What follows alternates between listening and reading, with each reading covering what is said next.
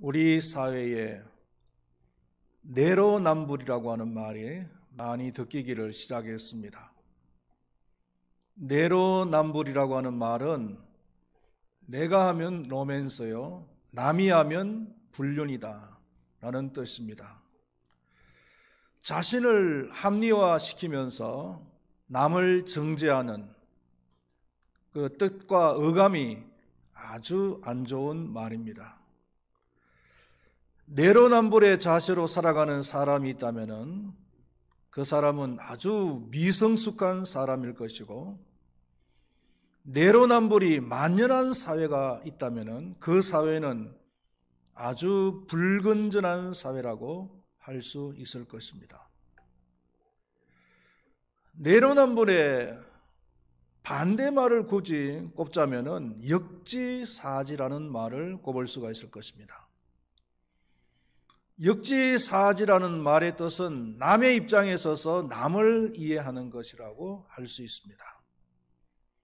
한 공동체가 역지사지의 정신과 자세로 가득 차 있다면 그 공동체는 아주 건강한 공동체라고 할 수가 있습니다.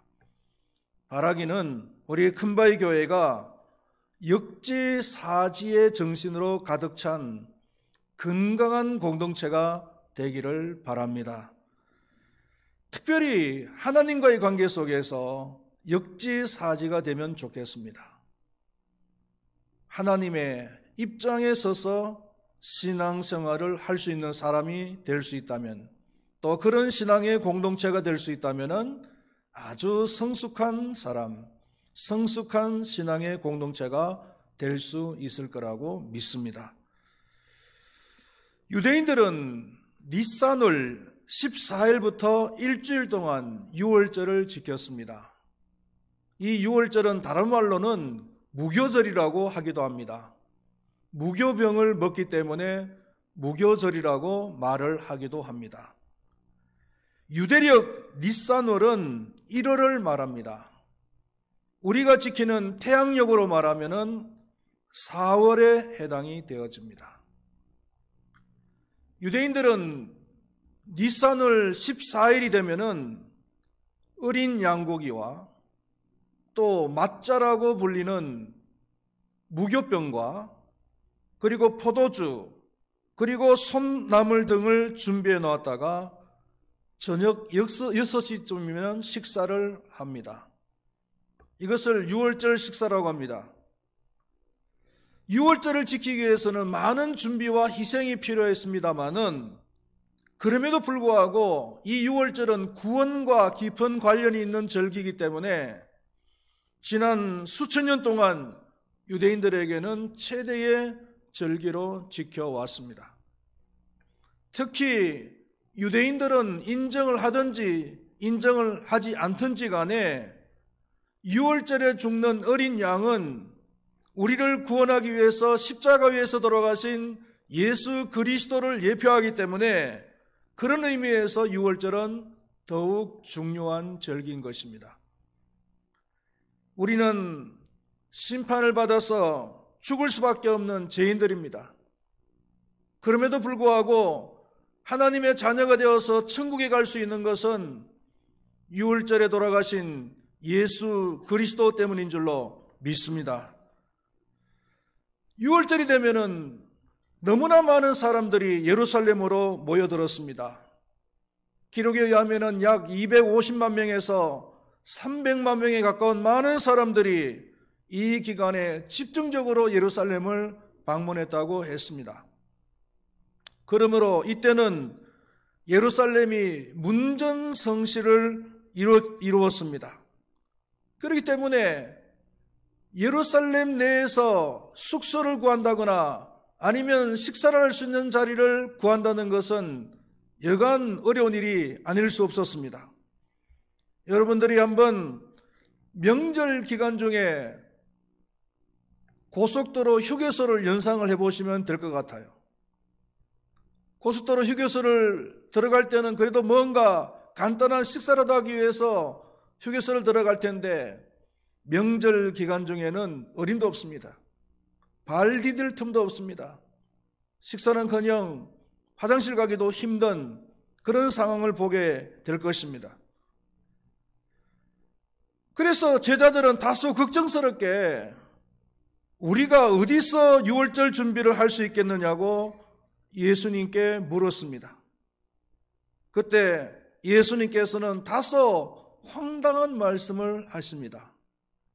성 안으로 들어가라. 그러면 한 사람을 만날 것이다. 그 사람에게 우리 선생님과 우리들이 유월절을 지켜야 하는데 당신 집을 제공해달라라는 말을 하라는 것입니다. 처음 보는 사람에게. 같은 사건을 기록하고 있는 마가복음 14장에서는 약간 다르게 얘기를 하고 있습니다. 성 안으로 들어가라. 그러면 물 한 동이를 지고 가는 사람을 만날 것이다. 그러면 그를 따라가서 그 주인에게 우리 선생님과 우리들이 유월절을 지킬 수 있도록 장소를 제공해 달라고 해라. 그러면 큰 다락방을 보여줄 것이다. 그러면 그곳에 유월절을 준비하라. 이렇게 예수님께서 말씀을 하셨습니다. 과연 제자들이 성 안으로 들어갔더니 예수님께서 말씀하신 대로 한 사람을 만날 수가 있었고, 그리고 그 사람이 제공해 준 큰 다락방에서 예수님과 제자들은 유월절 식사를 준비할 수가 있었습니다. 너무나 신기한 일입니다. 마치 예수님께서는 상황을 미리 다 알고 계시는 듯한 것입니다. 그래서 학자들은 예수님께 다락방을 제공한 사람이 누구냐 도대체, 이것을 추적해 보기도 했습니다. 그래서 어떤 학자는 예수님의 무명의 친구다, 이렇게 주장하는 학자가 있습니다. 종과 그리고 큰 다락방을 가지고 있는 것을 보면은 꽤 부자인데, 그러나 예수님께서는 그 사람의 신변 보호를 위해서 이름을 밝히지 않았다는 겁니다. 아니면 어떤 사람은 이 사람이 마가 요한의 아버지라고 주장을 하기도 합니다. 사도행전을 보면은 마가 요한은 120명의 성도들이 한꺼번에 들어갈 수 있는 큰 다락방을 가진 집에서 살고 있었습니다. 또 어떤 사람은 이 사람이 괘씸한 니고데모, 즉 아리마대 요셉이다 라고 주장을 하기도 했습니다. 성경을 보면은 아리마대 요셉은 부자라고 했습니다. 그러나 이 세 가지 주장은 확실한 증거가 없는 상상에 불과한 것입니다. 중요한 것은 뭐냐면은 이 사람이 느닷없이 예수님께 쓰임을 받았다는 겁니다. 아마 이 사람은 평상시에도 늘 자신에게 주어진 그 부를, 기회만 주어진다면 하나님을 위해서 사용을 해야 되겠다라고 생각을 하고 있었을 것입니다. 유사한 사례가 지난주에 살펴봤던 마리아의 헌신이라고 할 수 있습니다. 마리아도 자신에게 주어진 나드 한 옥합을 어떤 경유를 통해서 자신에게 주어졌는지 알 수는 없습니다. 선물을 받았다든지 아니면 일평생을 통해서 모아두었던 건지 알 수는 없지만은 기회만 주어진다면 하나님께서 자신에게 사용하라고 하는 뜻인 줄로 믿고 하나님을 위해서 헌신하겠다라고 하는 생각을 가지고 있었습니다. 그러다가 기회가 주어졌을 때 거침없이 하나님을 위해서 헌신을 했던 것입니다. 하나님을 믿는 사람들이라면은 이런 자세로 살아가야 될 줄로 믿습니다. 하나님께서 나에게 왜 이런 물질을 허락하여 주셨을까? 하나님께서 왜 나에게 이런 사업을 하게 해주셨을까? 하나님께서 왜 우리 대한민국이 세계 경제 대국 10위권 안에 들어가는 경제 대국으로 만들어 주셨을까? 생각을 해 보셨습니까? 돈 좀 있다고 해서 그만한 자세로 자기 자신을 위해서 허랑방탕한 그런 삶을 살 것이 아니라 겸허한 자세로서 하나님께서 기회만 주시면은 하나님을 위해서 쓰임을 받으리라고 하는 이런 자세로 살아가는 것이 진정한 성도들의 자세인 줄로 믿습니다. 에스더서를 보면은 모르드게라고 하는 사람이 에스더를 통해서 도전을 합니다. 네가 왕비의 자리에 앉는 것이 이때를 위함이 아닌지 누가 아느냐? 아주 강력한 도전을 했을 때에 에스더는 하나님을 위해서 자신을 헌신했습니다. 그리고 하나님께 쓰임받는 사람이 될 수가 있었던 것입니다. 왕비 아닙니까? 왕비에게 감히 누가 함부로 말을 할 수가 있습니까? 그럼에도 불구하고 하나님께서 도전을 해 주셨을 때 그는 겸손하게 자신을 내놓고 헌신된 그런 삶을 살 수가 있었던 것입니다. 하나님께서는 어떠한 방식으로든지 우리에게 도전을 할 것입니다. 오늘 이 설교가 하나님께서 여러분들의 마음의 문을 두들기는 도전이 될 수도 있습니다. 아니면 기도를 하는 가운데서 하나님께서 여러분들에게 강력한 마음을 주실 수도 있고요. 아니면 하나님께서 여러분들에게 직분을, 사명을 주셨을 때 그것이 하나님께서 여러분들의 마음을 두드리는 것이 될 수도 있는 것입니다. 여러분들이 가지고 있는 시간과 물질, 열정을 하나님을 위해서 사용하시기를 바라겠습니다. 그래서 하나님의 거룩한 일에 쓰임을 받는 그런 축복된 삶이 될 수 있기를 축원드리겠습니다. 예수님께서 식사를 하시다가 갑자기 또 약간은 뜬금없는 말씀을 하셨습니다.